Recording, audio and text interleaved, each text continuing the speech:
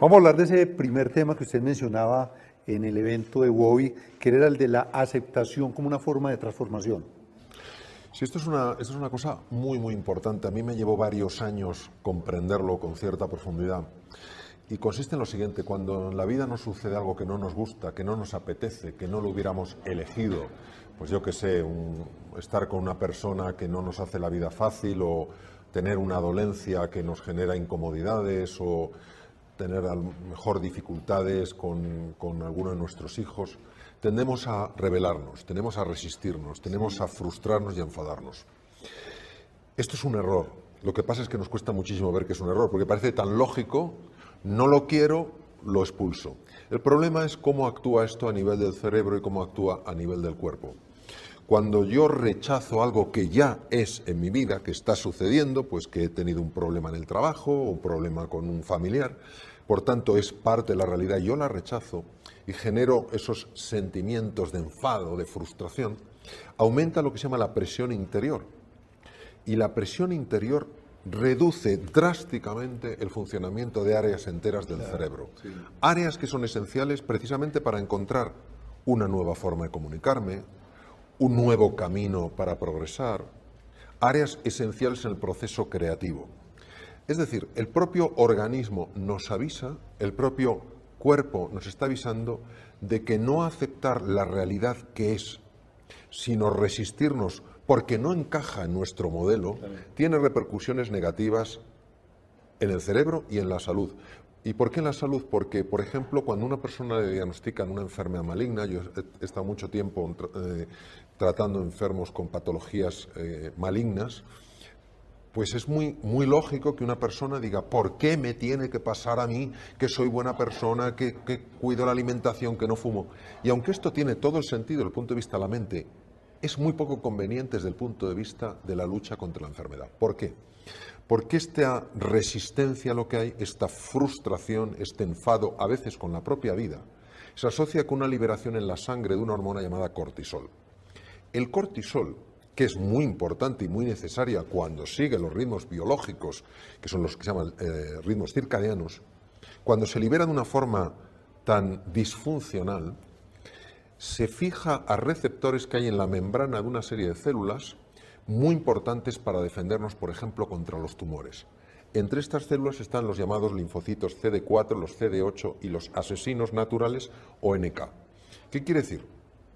Que si una persona que le han diagnosticado una enfermedad maligna cae en ese bucle de negatividad, porque a mí no lo quiero, en lugar de decir, tengo que asumir lo que hay y a partir de ahora, ¿qué es lo que puedo hacer? Si no hace eso, las posibilidades de su organismo de hacer frente a la enfermedad bajan. Entonces, por eso tenemos que tener en cuenta que no solamente hay cosas que funcionan y que son razonables, hay cosas que funcionan cuando no nos dejamos llevar por modelos mentales que nos dicen: esto no me gusta, me resisto a ello. A veces el abrazarlo es lo que te ayuda, porque lo que se resiste, persiste. O sea que ese tema nos encaja perfectamente con el de los 5 venenos que usted menciona.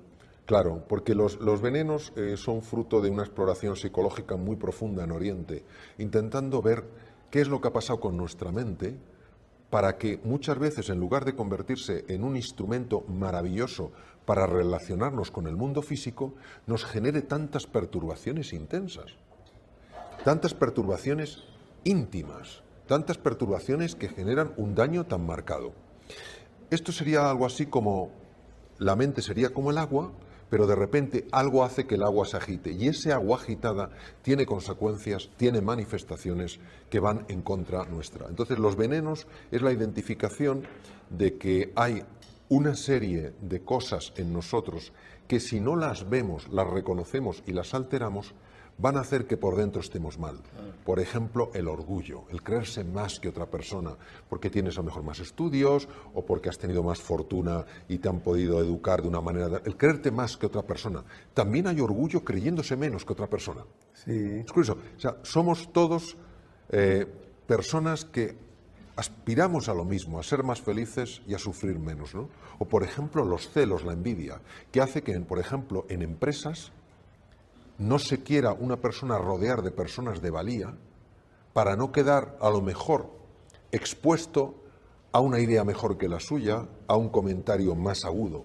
Imaginemos el daño que hace esto a la empresa, el daño que hace a esa persona que no se atreve a expresar su talento por miedo a las consecuencias, e imaginemos la tensión del que está experimentando ese veneno y que está constantemente en alerta, en alarma, no sea que venga alguien especialmente valioso. Todo el mundo sufre, todo el mundo paga por ese error. Y acaba de mencionar el término felicidad. Obviamente todos queremos ser felices. Y usted hablaba de la relación entre felicidad y éxito. Sí, vamos a ver.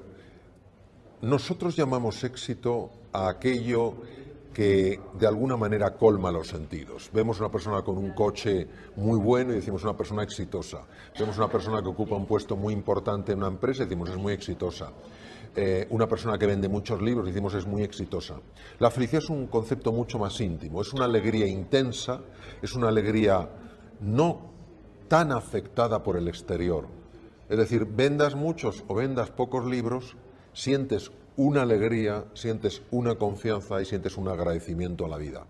Entonces, hay veces que valoramos más el éxito que la felicidad. Yo digo que el éxito está muy ligado con el personaje y la felicidad con la persona. Sí. A veces valoramos más el personaje que la persona. Yo no digo que el personaje no sea importante, lo que creo es que la persona lo es aún más. Claro. Y el tema de la actitud positiva, cuando yo me enfoco más en mis fortalezas, en lo que tengo, y no en las torpezas o en las debilidades. Sí, esto se basa sobre todo en cómo funciona lo que se llama la atención selectiva. La atención del ser humano es selectiva, es decir, si yo busco el color blanco y hay el color verde, no lo veré porque estoy enfocado en el blanco. Entonces, donde yo pongo mi atención se hace más real para mí.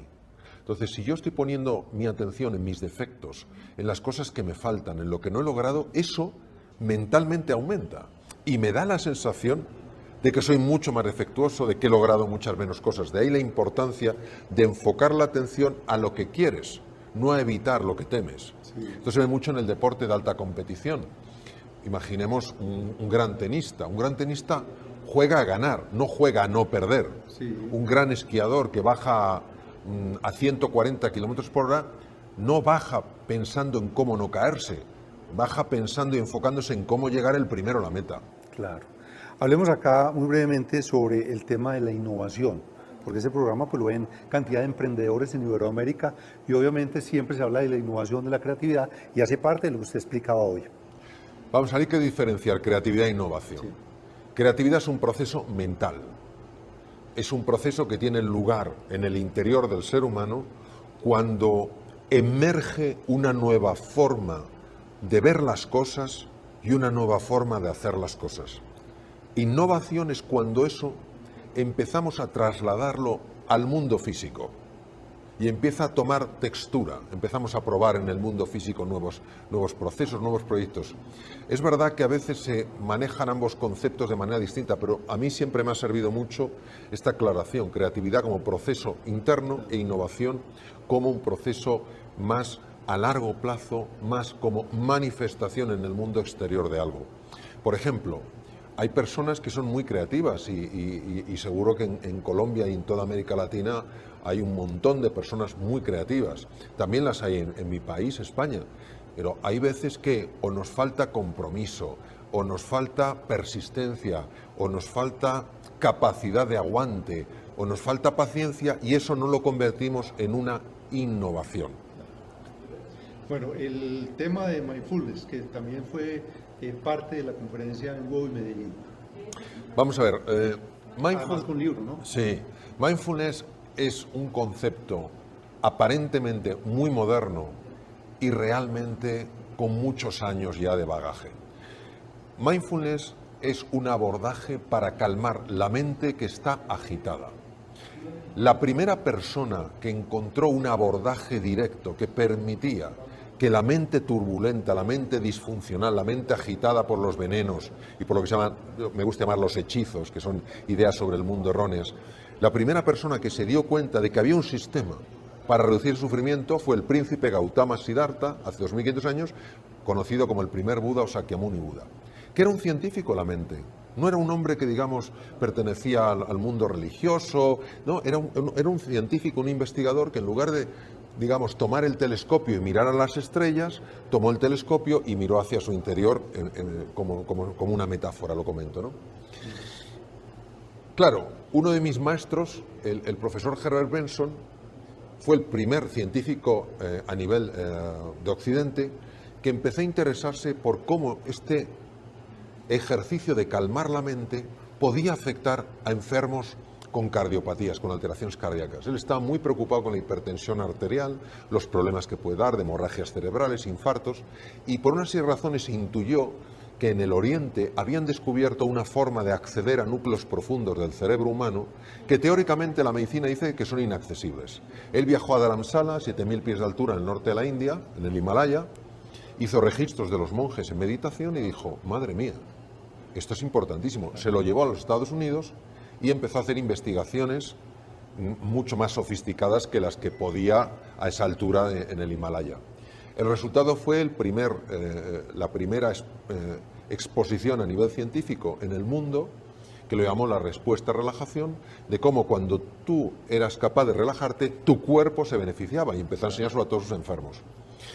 Él estaba de cardiólogo en un hospital en Boston y yo estaba de cirujano en el hospital enfrente. Entonces me fui interesando por sus temas, luego me formé con él y otras personas empezaron también a interesarse por ese campo, como por ejemplo Jon Kabat-Zinn, un hombre muy reconocido también, y empezaron a ver cómo se podía medir esto. Han sido más de 30 años de mediciones y ya es incuestionable. Es decir, verdaderamente la práctica de estos ejercicios de calmar la mente tiene un impacto muy positivo en el cerebro, reduciendo los niveles de miedo, aumentando los niveles de creatividad, ayudándote a mantenerte más sereno en medio de la dificultad, y tiene un efecto en el cuerpo, produciendo una activación de lo que se llama el sistema nervioso parasimpático, que es el que protege a las células del desgaste. Por eso ahora, apoyado por la ciencia y sobre todo por centros científicos de prestigio mundial, el mindfulness se está ofreciendo al mundo como no como la solución de todo, pero sí como un abordaje realmente útil para vivir con más alegría, con más entusiasmo, con más serenidad y con más confianza. ¿Cuál sería el mensaje final basado en todo esto que hablamos acá para esos emprendedores, gente del mundo empresarial y los negocios? Yo creo que tenemos que aprender a mirar a lo profundo. Vivimos una sociedad tremendamente superficial, donde nos fiamos más de la apariencia que de la realidad, donde damos más valor a la alucinación que a lo que realmente está vivo. Entonces yo lo que les diría es que nunca pierdan esta curiosidad, nunca pierdan ese interés, que sepan que el camino del emprendizaje, y lo saben perfectamente, está lleno de caídas. Le ha pasado a los científicos más reconocidos en el mundo, que se acuerden de que una persona que ha triunfado fue originalmente un fracasado que jamás se dio por vencido. Que crean en sí mismos, que crean en su potencial, que salgan de su zona de confort, que sé que se siente miedo, yo lo he experimentado, pero que toda la magia está fuera de la zona de confort. Mario Alonso, como resultado del programa de televisión donde tenemos muchos empresarios, emprendedores, sacamos un libro justamente con historias de negocios de esos empresarios que sean altamente inspiradoras y se lo quiero obsequiar. Muchas gracias. Porque es importante que la gente, digamos, se inspire en otros, el modelado. ¿Considera usted que sea importante aprender de otras historias? Sí, para mí la transformación de un ser humano requiere tres cosas. Sí. Es como una banqueta, una silla con tres patas. Si te falta una pata, te caes. Tienes que tener las tres. La primera es la inspiración. La inspiración es que tú has de sentir que hay algo que si formara parte de tu vida, la cambiaba por completo a mejor. Sí. Entonces, todas las historias de inspiración de personas que se han atrevido a soñar en grande, personas que se han atrevido a confiar de verdad en los demás, son importantísimas. Lo segundo es que tienes que tener una estrategia que haga viable para ti lograr ese sueño. Hay personas que dicen, sí, sería maravilloso en mi vida, pero yo no puedo. Si tú tienes una estrategia concreta que funciona, y dices, si haces esto, esto y esto, si lo vas a conseguir, es fundamental, porque eso es lo que te da la convicción. Y lo tercero que necesitas es entrenamiento. Es ir probando esa estrategia en distintos momentos para que tú verifiques por tu experiencia directa que eso funciona. Y entonces la transformación es como un círculo virtuoso que te va mejorando y te lleva a una atalaya, a un lugar que ni te imaginabas.